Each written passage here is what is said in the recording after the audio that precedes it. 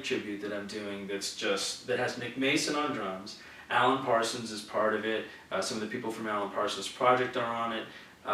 Durga McBroom, Lorelei McBroom, who both sang with Pink Floyd. Guy Pratt, who played bass with Pink Floyd, and Colin Edwin from Porcupine Tree. So these are all people I know and I work with, like I said, through Sonic Reality. Mm-hmm. And sometimes I do, let's say, a sample library software product with them, which I did with Nick Mason from Pink Floyd and Alan Parsons, Durga McBroom as well. So, and Guy Pratt, I have a bass library with him. So as I'm doing these music products that musicians can use in their music, so in a way they can have some of the fun that I'm having too. Make their own fantasy band with, let's say, Neil Peart on drums, because I have a product that has his drums in loops and stuff, and you can play from the keyboard. So let's see, Neil Peart on drums and Durga McBroom on vocal. I mean, they can kind of do the same thing through the software. Mm-hmm. So as I'm doing that, I'm making the music myself. I'm like, well, these are all elements that I can put together to create music. And as I said, for my album, this is more of as an original music artist, thing. Yes. But for these other projects, I'm the producer, and I'm saying, okay, an arranger. Let's take this song, Us and Them, mm-hmm. and I have David Longdon from Big Big Train singing, and we completely changed the whole vibe of it and everything. But it's a beautiful version of the song that just gives an alternate reality to it. It still respects the song, because that's a challenge to do, Right. Dark Side of the Moon is perfect as it is, and yes. so is The Lamb Lies Down on Broadway. But that doesn't mean, the way I look at it is, if it's perfect and it's great, that means the songs are great and that they can have another life, as long as you are able to do it in a way that respects the song at the core and the style, the vibe. And I think that's something that I take a lot of care in it, and I feel like maybe that's my forte, is I understand the elements very well, especially because of what I do as an engineer and a producer with Sonic Reality. I know the right sounds to recreate Dark Side of the Moon almost exact, but then I won't. Mm-hmm. I'll just say, well, the organ has to be a Hammond organ, and the Rhodes has to be this way, and I'll even call Alan Parsons and be like, what did you do? Okay, and get it just right, and then know what to change to make it new and different, but still give it a feeling that maybe to somebody who doesn't know these instruments that I'm talking about, just says it sounds like the 70s, but right. It sounds new. Right. And that's, if anything, if you could say about my work, it's like, it sounds like the 70s, but it sounds new. Yes. And even that's part of what they are trying to do with their remasters, those remasters from Pink Floyd, from Genesis albums, from all those classic albums.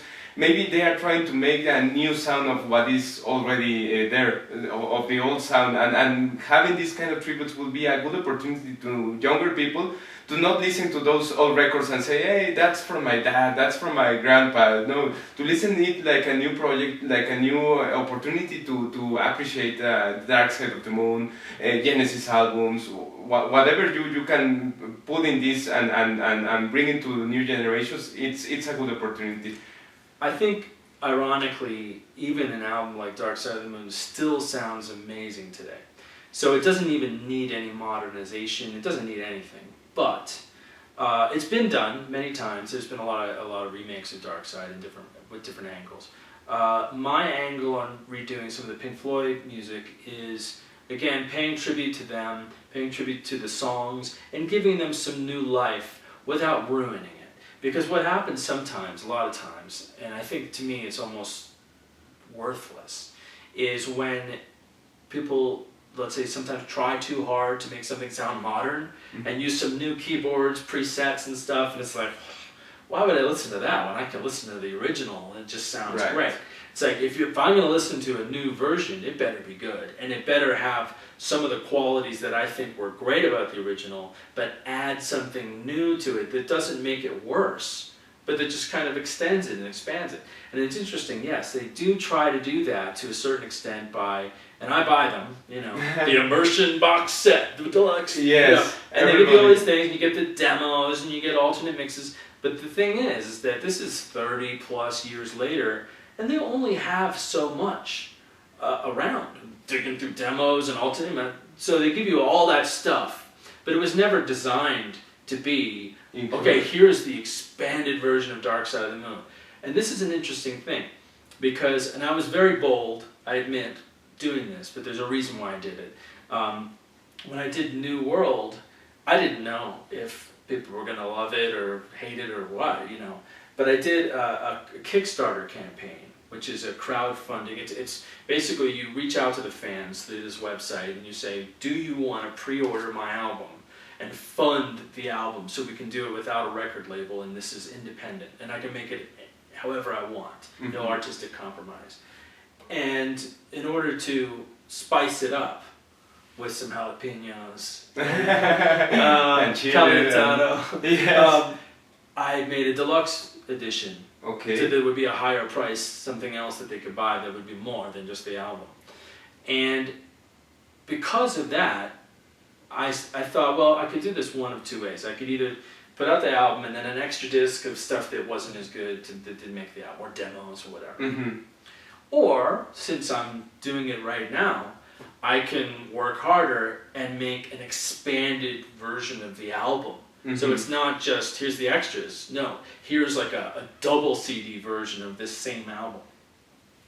And so if you love this album, if somebody gets into this album, the deluxe edition is like even more atmosphere of that album and more, you know, extended sections and things that weren't on the original, that if you liked it, you're like, oh, this is even more. It's like the movie version. It's like a kind of a second part album. I will compare it with the Kate Bush album, The Lionheart. I don't know if you remember that. And the first one from Kate Bush, I still don't remember the name, but she made two different albums because the company, the record company, made it split in two albums. But actually, it was a single album. I didn't know that. With a complete experience. And if you hear both albums from the first both albums of Kate Bush, are the same style, are the same project. So it's that kind of project that you are doing in the deluxe album. Yeah, I think so. I mean, it's kind of like this.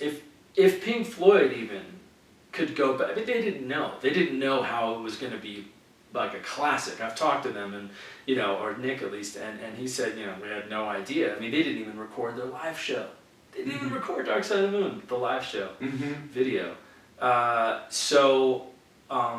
you know, had they known, if they had another full album of extra material that would have been an expanded version, that would have been just as, you know, loved as well, you know, like, wow. But all they had was that and the extra demos and stuff, and they still made a box set that was a lot of money, and I bought it.